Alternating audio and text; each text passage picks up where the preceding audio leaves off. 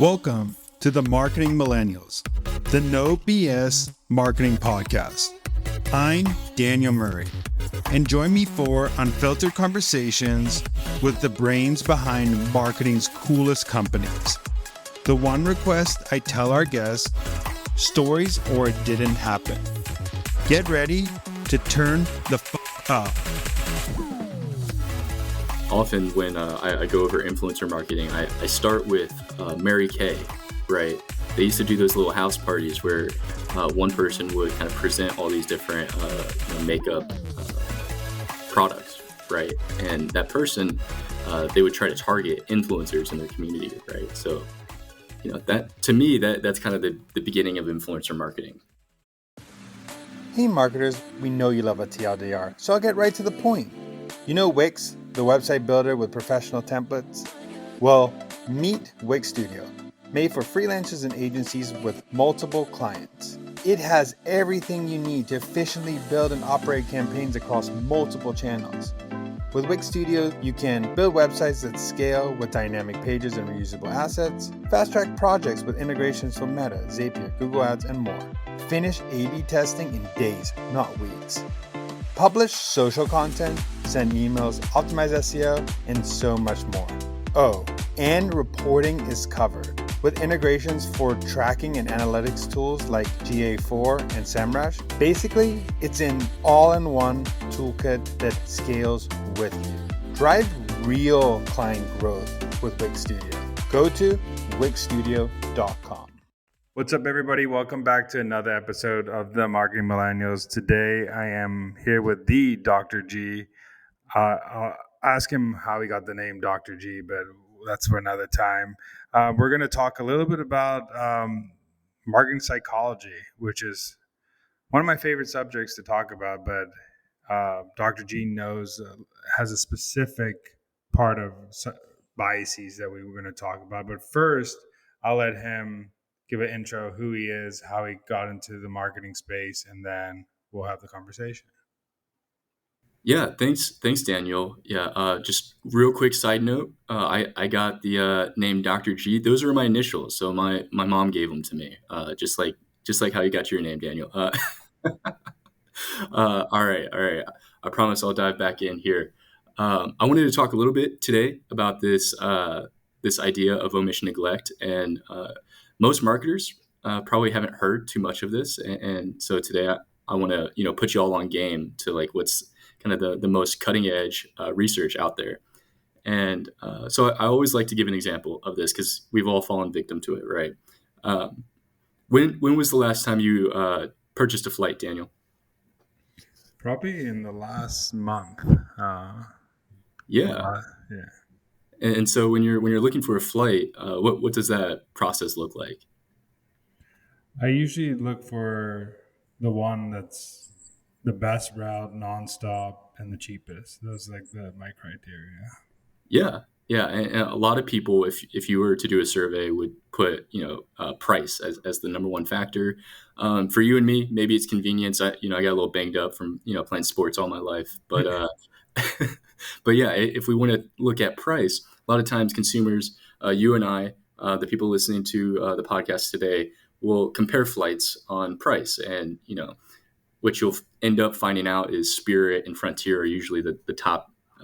Top two flights when it comes to getting there cheap, right? However, if you've ever checked out or ever flown Spirit or Frontier, you notice that the price that you got at the beginning was not the same price you got at the end, right? So these hidden fees that occur during the buying process, we often don't consider when we're weighing our options, right? So Frontier and Spirit are smart about this.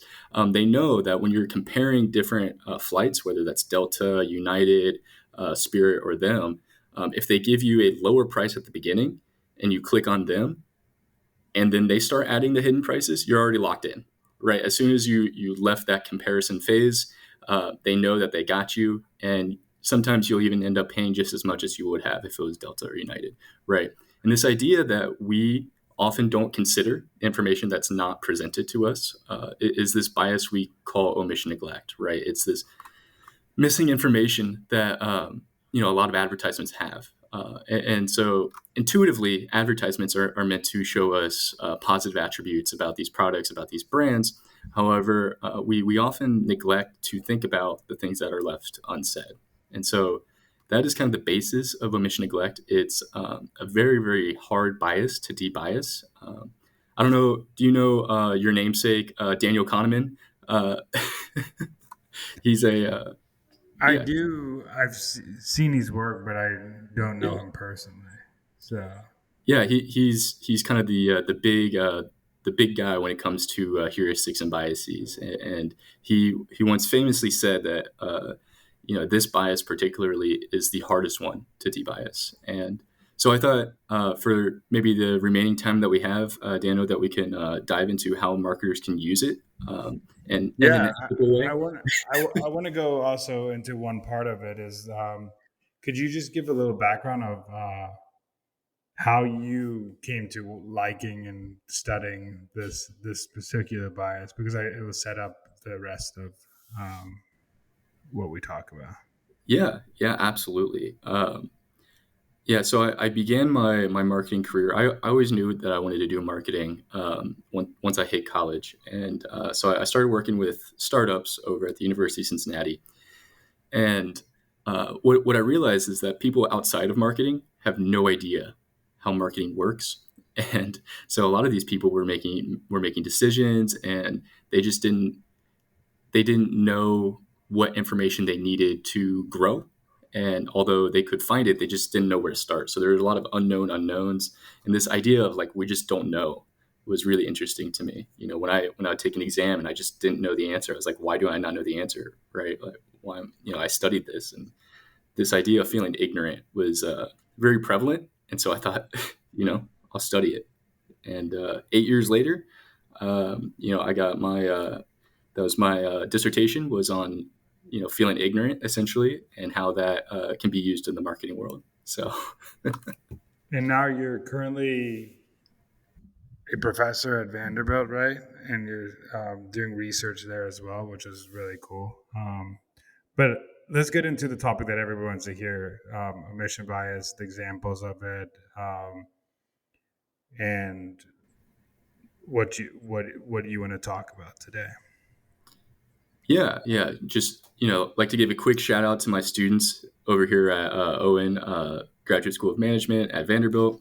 Um, they're in my advertising class, so I always like to shout them out. But yeah, so let's dive down into it a little bit and how this can be used in the marketing world. We already see this used a lot in the marketing world. I don't think many marketers understand kind of the bias that happens, but essentially every advertisement that you see um, is positive, right? When you go get an energy drink, for example, right, and you're looking at do I get Monster, or do I get, I think Prime is the cool one that the kids use, right? Or Celsius. I don't know. I'm a millennial, not Gen Z. Uh, I but think when Celsius actually has become more of a millennial and Gen X drink for now. My mom drinks Celsius like it's uh, it's like a marketer drinking coffee. She drinks 6 or 7. Like I don't know how she drinks so many Celsius.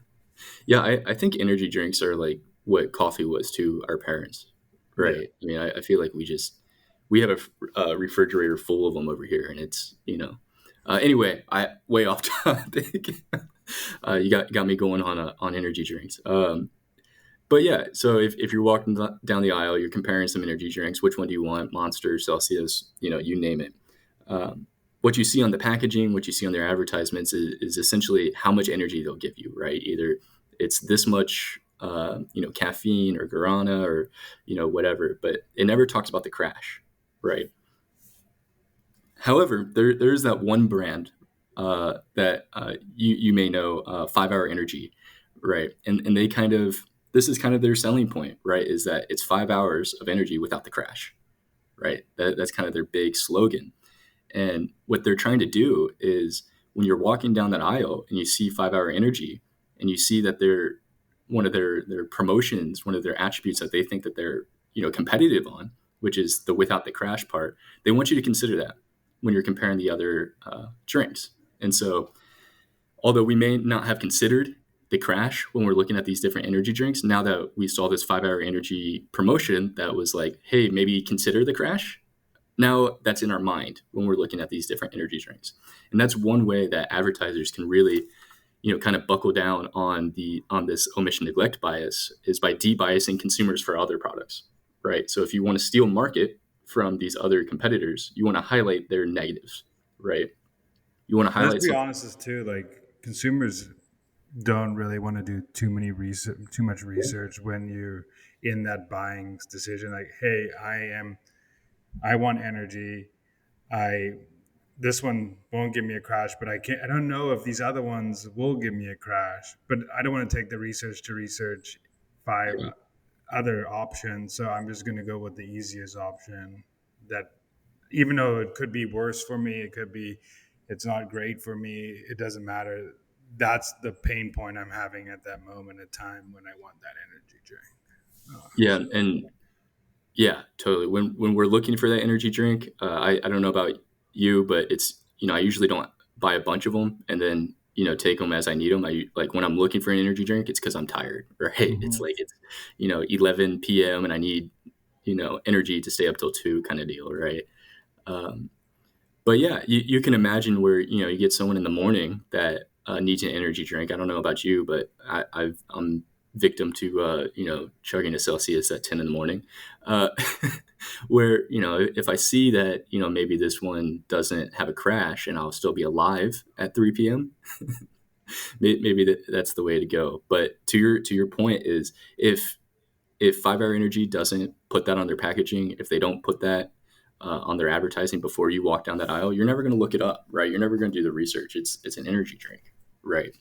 And that's really the kind of the point that I'm trying to make, is that a lot of marketers aren't using this just yet. It's kind of new research where if you subtly tell consumers that maybe they're missing out on this attribute that you're good at, that your competitors aren't, then you'll be pretty successful. You'll be able to gain some of their market share because you're telling consumers to think about this before they buy it, right? Yeah, and I also I've seen some people do this in comparison chart ways, which kind of makes you set up like, hey, you've done the research for me, even though you could do more research to find out there's other things that you might want, but you can omit some things in that um, comparison chart, but it makes you feel as a consumer, hey, they did the research for me.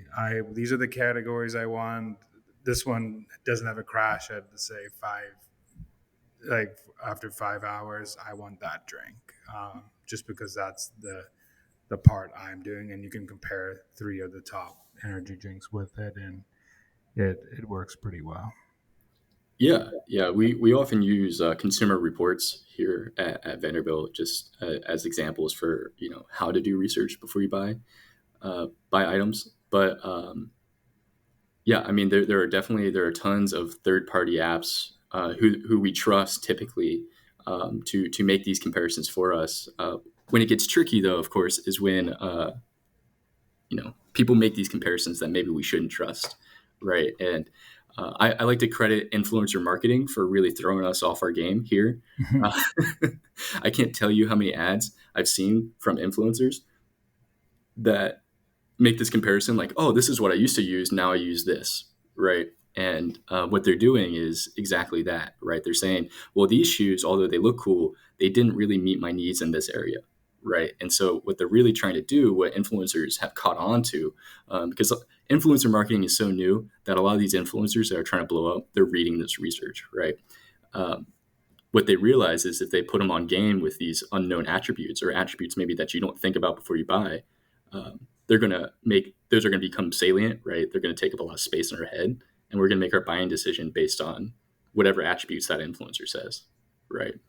Uh, so influencer marketing really, really, really kind of doubles down on this specific bias, trying to debias consumers by pointing out the competitive advantage of whatever product they're promoting, right? Um, but I don't know about you, but I feel like influencer marketing is like the last year or so. I feel like every other Instagram reel, that's evidence I'm a millennial, by the way. Every other Instagram reel is someone promoting something. It's like, But I feel like it's gotten so good that it looks like it's in the feed. And I also think as consumers we forget that the term influencer marketing is like a newly coined term, but it's been around for a long time. If you look at movies from the past, there's product placement everywhere. There was magazine covers with people wearing certain items. It was all around you. Now it's just more in your face because you're spending more time on these ads. But it's been around forever that if this person is drinking a Coke in the certain movie, I might want a Coke. Or this person's driving a BMW or an Audi an action movie and it's going fast, I might want an Audi. Like it's been there. It's just amplified in another level that everybody has access to be able to be an influencer, that's the big change, is the access point of it. yeah, I couldn't agree more. I often, when I go over influencer marketing, I start with Mary Kay, right? They used to do those little house parties where one person would kind of present all these different, makeup products, right? And that person, they would try to target influencers in their community, right? So, that to me, that's kind of the beginning of influencer marketing, right? At least at a level where like it's accessible, right? Now the issue, of course, is, we could become influencer marketers tomorrow. I think Yeah. anybody. I mean, I also always say like the idea of influencer marketing is everybody technically is an influencer. If you've told a friend about a product, you're technically an influencer of that product, whether you like it or not. You're just not getting paid to do it. There's a difference between like being a paid influencer and just being an influencer. But if you can influence a group of friends or a couple people, you're still an influencer. So What's up, marketers? Time for a Wix Studio recap. Here are 5 things you can get done faster using Wix Studio. 1. Scale content with dynamic pages and reusable assets. 2. Integrate with Meta, Zapier, Google Ads, and more. 3. Launch and measure A/B tests with intuitive design tools. 4. Connect to analytics tools like GA4 and SEMrush. And 5. Manage your client's social media all from one dashboard. Ready for more? Go to wixstudio.com. That's wixstudio.com. but I know I'm going off track on influencer marketing. I want to go into more examples of this biases, Yeah. how marketers can use them. What are some steps to use omission bias as marketers? If I was creating a campaign today, how should I think about using it? Yeah, absolutely. So if you're the big player in the market, I would recommend really doubling down on your key competitive advantages, which may sound intuitive, I know. However, what you really want to do is you want to shape the product category that you're in to be focused on those competitive advantages, right? And for example, Hertz did this, right? So when Hertz came out originally, they really wanted it to make it a functional kind of product category, right? Like you can rent one of our cars and it's there for function, right? It's there to get you places. That was kind of Hertz's thing at the beginning, right? And now I'll bring you to kind of the next, use of omission neglect here. If you're Avis, then you want to paint the product category in a different way, right? You really want to show consumers that other things matter that the top brand is not doing, right? And so Avis famously came out with this slogan, right? We try harder because we have to, right? And so they're really emphasizing this, customer service angle, maybe things that we didn't consider, in the rental or the car rental kind of area, right? And today Avis is, although I believe they're still number 2, they made Hertz pivot, right? That's when Hertz started with all their gold member stuff and all this loyalty stuff because they realized they had to if they didn't want to lose out to Avis, right? And that's just an example of how Avis so effectively was able to point out something that Hertz just simply neglected, right? And they could because it wasn't on consumers' radar. When consumers were looking to rent a car, it was about price, It's about function. Was it SUV versus sedan kind of deal? However, once Avis really hit their marketing campaign hard, their advertising campaign hard, people really started to weigh these other kind of soft attributes like customer service and the ease of going in and getting your car and And also, hey, it's also a key marketing tactic to admit your flaws up front and then tell people why you're better. yeah. A lot of that's like a trust building way of marketing where you say, hey, I mean, Avis said, hey, we're number two, but we try harder because we have to try harder because we're number two. But they're saying like, yeah, might have the flaw that we're not number one, but here are all the things we do better than her. So like, if you admit your flaw, like that we aren't the best, but we are working to be the best, it actually builds more trust with the consumer over time. Yeah, is especially for millennials. I talk about this in my lectures, but we crave authenticity, right? We are inundated with ads more than any previous generation, right?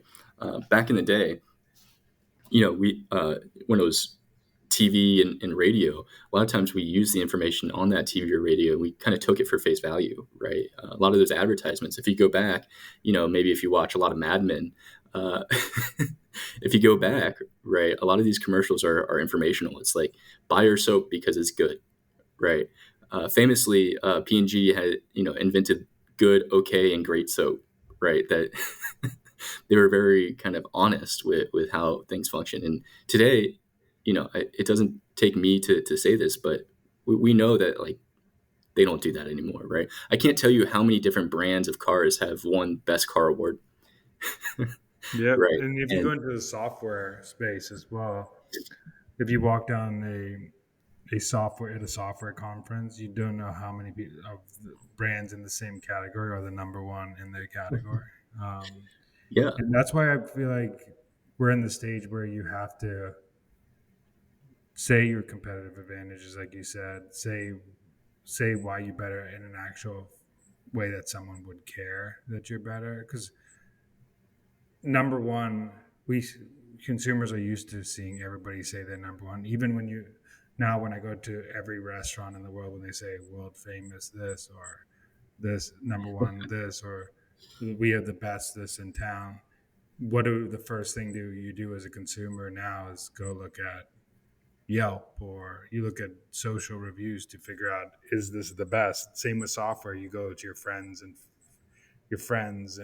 the G2 and all these places to make sure like, okay, you say you're the best, but I'm going to actually clarify this with social proof now, which we didn't have as much before because there wasn't as many competitors before. There's so much software now, so many energy drinks now, so many cereals now. So when there's so many in a category, um, it's hard to believe that you're number one anymore. So yeah, and it's so easy to reach the consumer, right? It's so easy to communicate to the consumer these days, whether that's through social media. Social media ads are super cheap, right? And um, so the risk or the barrier of entry to get into kind of these markets is so low, and people know that if once again, if I say I'm the best at, I have the best barbecue in Nashville, Tennessee, right? Um, People are gonna naturally accept that and then question it later. It takes a little bit more cognitive effort to kind of disprove or distrust information that comes into our head. It's a little neuroscience there, but yeah, I um, mean it's the classic um, copywriting tip is and it's for psychology, but people buy with emotion, then later justify with logic. So when they have that pain point, it's that emotion that's getting them to buy. If it's a bigger purchase, there's more logic yeah, involved. But if it's a smaller purchase, it's hey, I have a headache. I need a painkiller. I mean, a painkiller to kill that headache. I'm going to buy a painkiller. What can I buy right now? Here are the options. Um, and you don't justify it as much as you might justify it later and be like, oh wait, that might have not been the best painkiller, but that's when the logic brain comes in. But Yeah. emotions always are the first thing to for every purchase that everybody makes. Yeah, and I think from an advertising perspective, emotions are what capture our attention, right? If I say this car goes this fast or has this miles per gallon, it's like, okay, cool. But if I show a little kid, that's playing with their Hot Wheel car, and then their dad gets into that same Hot Wheel car, it sparks some interest in us, right? And it's more likely to be kind of coded in our memory. Um, and I think that's just the name of the game today. Sensationalized news, right? It's all about really touching the consumer's heart, either negatively or positively, right? Um, but the other point that I think is that I think you brought up briefly was that if I say I'm the best, we often look towards Yelp to kind of confirm that, right? But the other thing that happens if you go to Ryan or Dr. G's famous barbecue spot, uh, right? If I have an award from one of the 20 different people that give awards that says Dr. G's barbecue is the best, you're also going to assume that the other food at Dr. G's barbecue is going to be really good too, right? And this kind of brings us back to just bringing us back to omission neglect here, right? So the information that I don't present to you, let's say my chicken at Dr. G's barbecue is just terrible, right? Like we spend all of our money on the barbecue, right? Um, Most people that kind of look at that menu, they infer the content of the missing information, kind of the psychology way of saying it.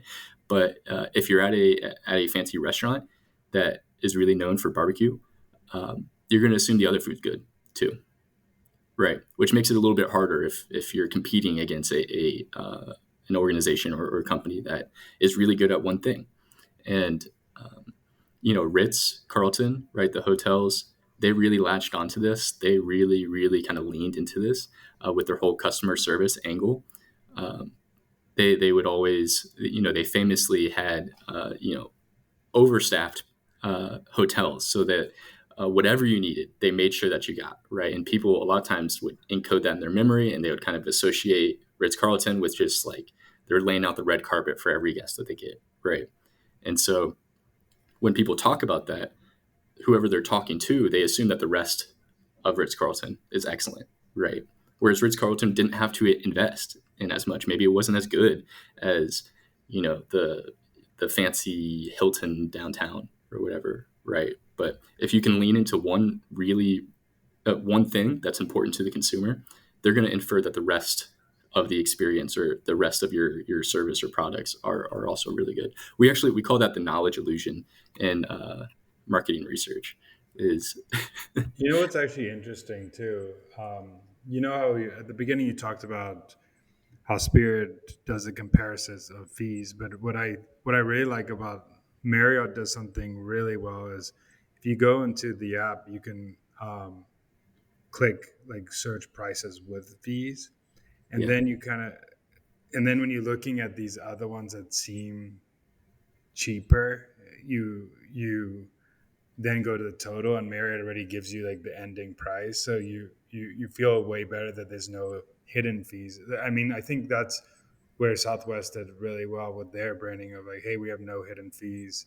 You have two bags free. You don't have to worry about this. So like, and they also at the beginning took themselves off of the price comparison chart. So yeah, like you would have to you just leaning on that no comparison of, hey, if you want no fees, you come to Southwest. But I mean, you're admitting about a lot of other things that they're not great at, but at least they're competing against one thing that other competitors don't have, and that's their competitive advantage: two bags free and no fees. yeah, and that's like the perfect example of how to kind of weaponize omission neglect against your competitors in the market, right? Is Southwest is often grouped amongst the Frontier and Spirit Airlines, and so they realize that the biggest downfall to Spirit and Frontier are the hidden fees. So what did they do? They're like, hey, we don't do hidden fees, and we're going to let everyone know about it, right? We're going to let Mhm. everyone know about it. So if you're comparing us to them, think about this, right? Think about the hidden fees. And that's one way that they're debiasing the consumer, um, to paint themselves in a better light, right? To show that they actually have the competitive advantage. And so that, I mean, I might steal that example, Daniel. I'll give you credit, but I might steal that example. No, I just because the fee. I like the comparison of because I sometimes even mentally get tricked, even though I've bought a lot of flights for Yeah, conferences and stuff. That hey, look, Spirit looks cheaper here, but I know at the ending price it always gets better. So I go into the secondary. Hey, these are the only airlines I'll look at. Here are my only 5 airlines I'll look at, and take out the ones that have the hidden fees, which is it works to trick people for so long until yeah, so many people talk about it that now I think it worked when influencer like social media wasn't as big as it is now, but now that social media is big, everybody talks about how bad Spirit is, how bad Frontier is, and yeah, it gets the reputation of bad if you don't. It works, but mentally it does work. If you go look and see that the next flight is $200 more, and you in your head you're like, maybe I should try fly Spirit this time. It's hilarious. Like your mind tricks you when you yeah. do Maybe it'll be different this time, right? that. Uh, Yes, exactly. yeah, and I think Delta United. If you're listening to this, that's one tactic that would be very effective for them, right? Is to show that they don't have hidden fees or they have less hidden fees. I mean, taxes exist, right? But um, we don't see it enough, and I think you're illustrating the point that I opened up with is that this is all cutting edge research. I published a new set of studies on this in August. So um, that there's a lot of untapped potential here. You know, and Yeah, to and the I think a lot of people have used it knowingly that it works, but maybe there wasn't a name coined to it. Mhm. But I think not enough people are highlighting their competitive advantage, and not enough people are actually looking at what I think the first stage is actually looking at what do the consumers actually want, and then highlighting that, or building a feature that would handle that competitive advantage, or highlighting because at the same time you I like brands that go even a step further when they they actually highlight the pain point that you have that's above that feature. I think the Yeah, crash is the best example of that, but like that is a pain point that you have when you're drinking coffee. It's like I have to have another one because I know I'm gonna crash at 2 p.m. yeah, So knowing that as an anchor for people, you can use that against. You can either have a product that does it, or say this is the coffee with no crash, or the coffee that allows you to work till X amount of time or something like that. yeah. And Daniel, maybe that's the takeaway from this conversation is rather than highlighting your competitive advantage, highlight your competitor's disadvantage. Mm-hmm. Right. And that's a good way of attacking market share to make the consumer more intelligent, more knowledgeable about their purchase decision, um, and reframing the product category priorities in the way that suits your Yeah, company. I've also seen a lot of people which they do this pretty well, which they compliment their competitor first, so they don't feel like they're fighting with them, and then Yeah, they say, "Hey, but we do X, Y, and Z." So they show that hey, we've done our research, we've done this before, we know that they're great at this. I know you probably know they're great at this, but here's why we're better. I think that is also a great way to do it. Is hype them up first, and then add your competitive advantage as well. That works really well in marketing as well.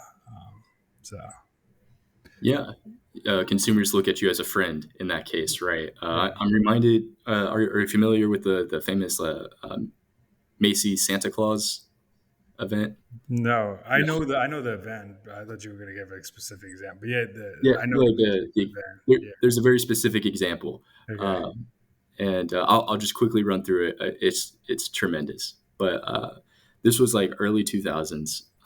Macy's started hiring these Santa Clauses to, you know, be there for kids during the holiday break. And one of the Santa Clauses, it was his shift. Um, well, I guess there's only one Santa Claus. A very tired Santa Claus came in from the North Pole, and the kids would ask for different kind of stuff, the newest Xbox or whatever, and um, a lot of the times the parents would be there so they could kind of write it down, right? So they knew what their kid wanted to tell Santa, and what happened once was this kid came up, sat on Santa's lap, told him that she wanted this or wanted that. And the Santa said, to the parents that, oh, Macy's doesn't actually sell this. There's actually a better version of this at Dillard's. And Macy's was like, whoa, you can't do that. You work for us, right? Like you can't, advertise for the competitor. And so they fired him. They kicked Santa Claus out of Macy's. And what ended up happening is that their sales started to increase, and they didn't know why. And then when their market research team came in, they realized because the Santa Claus recommended their competitor, they trusted the rest of his information more. So they came to Macy's as a resource to help them with their buying decision in these different areas, such as clothing and so on and so forth. So it was Yeah, it's actually, super interesting. I always give the example like, what server are you going to trust more at the restaurant? The one that says everything's good or says, hey, the chicken sucks, but the steak's amazing? You're going to trust, even though they say that, hey, I wouldn't get the chicken because nobody really gets the chicken, but these three items are good. You kind of just believe that, okay, these are good because you're really giving me your honest opinion here. If you say everything's good, you might teeter on, hey, maybe they're not telling the full, this is a sales pitch. But lastly, I want to ask you, what is a marketing hill you would die on? oh man, there are so many, Daniel. There are so many. Um, oh man, I'm trying to think of some of the past ones I've heard I want to make mine unique. Um, I would say to invest into advertising, invest into promotion when there's an economic downturn, when money starts to get tight for either the product category or the economy in general. That is the time to advertise. And I'm happy to go more into that. I don't know how much time we have left, but historically, we have seen that has really paid off, has really, really paid off for companies like Kellogg's, companies like P&G, who have all done this and have reaped the rewards of it. But once again, I don't know how much more time. Yeah, I love Henry Ford. He has a quote that says, "Stopping advertising to save money is like stopping your watch to save time." I think it's just that's like the time you don't, when less people are spending more. That's when you should be spending because obviously prices are down. That's actually I like a example when I was working in SaaS during the COVID downturn. So many people stopped Yeah, spending, and yeah, we just doubled down on the same channels we were working in. They were cheaper. That's where we saw the highest boost. But yeah, you could give a quick rundown on why you think this is. People should yeah. So spend what happens in economic downturns? A lot of companies like to cut marketing funding, and the area that they cut the most is usually in advertising. And what happens is because other companies cut back on their advertising, let's say you're a smaller brand or you have a newer product, the um, the barriers of entry are lower, right? And so if Kellogg's famously did this with their Rice Krispie treat cereal, uh, where they introduced a new cereal, and they saw that Post really pulled back on their advertising dollars. So they went 200%. So they doubled down on how much money they put into advertising that cereal, and it became the number one cereal for about a decade. And so because your competitors are pulling back, that's the time to really capture a higher market share. It's also the time to introduce new products, right? Because once again, the barrier of entry is lower. There's less advertising going on in that product category. So the consumer isn't inundated with, 12 different cereal commercials. They're only going to see the Rice Krispie treats cereal, right? And so once again, it's an amateur move for companies to cut back on advertising I during. also think people forget that brand takes years to build, and uh, if you stop, you there's momentum in marketing, and if you lose momentum, it's twice or three times as hard to get Yeah, that momentum back. So it's better to absolutely. keep momentum going than stop it at. It's like the object in motion stays in motion. It's the same thing with advertising. Just keep that object in motion, because you that momentum, I've seen it myself, like it's hard to get back and build top of mind Yeah. awareness again with your consumers. But thank you so much. Also, I want to ask you, where can people find what you're doing, your studies, all that cool stuff? Yeah, I have a website, donaldragaffney.com. I try to keep that updated with my most recent research. I try to put everything on there so you can click on it and it'll take you to that research for free. I know a lot of research is paywalled. That's for free. So that's definitely a resource. But yeah, that's probably the best spot. You can also reach me on Twitter at Donald R. Gaffney. Uh, I have some chaotic tweets, I'll admit, but I like to have fun in the marketing space, but those are probably the two best spots to reach me. Yeah, well, thank you for um, sharing your knowledge with everybody, and shout out to your advertising class at Vandy. Yeah, thanks, Daniel. This was a lot of fun. Thanks so much for listening. Keep tuning in to hear more great insights from the coolest marketers from around the world. If you haven't already, make sure to subscribe and follow the Marketing Millennials podcast on Apple Podcasts, Spotify, YouTube, or wherever you get your podcasts. And if you like what you hear, I would greatly appreciate you giving us a 5-star rating. It helps bring more marketers into our community.